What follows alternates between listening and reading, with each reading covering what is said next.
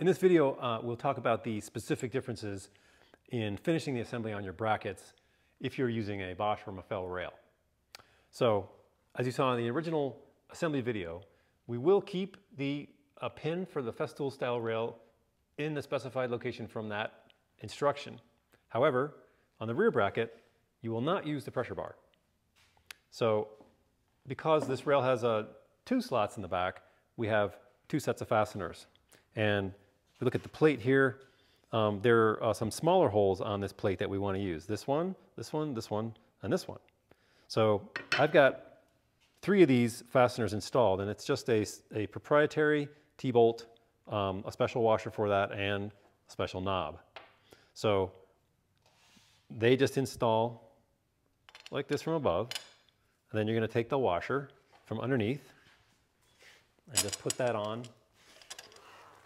You can see there, right on the bolt between, and my hand's in the way, of course, between the knob and the bottom of the pivot plate. Tighten that.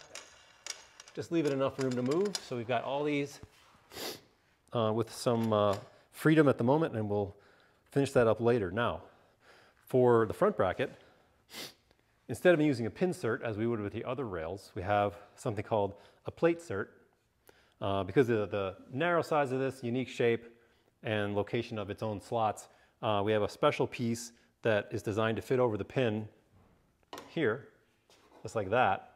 And so this mounts in the slots on the underside of your rail. So I put this one on, just like so.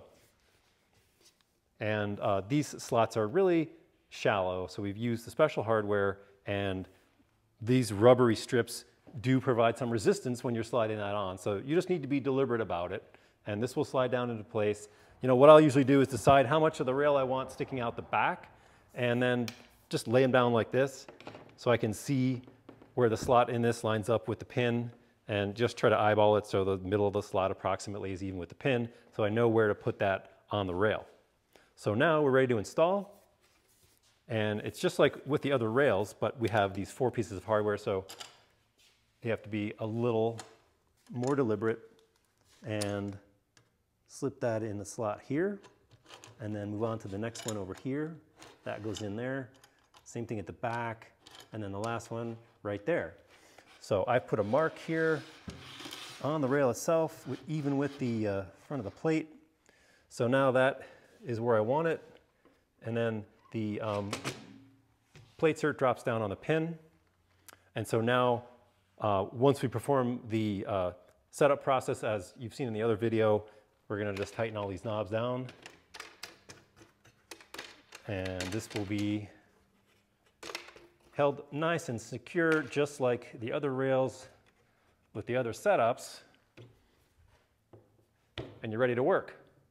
Thanks for watching.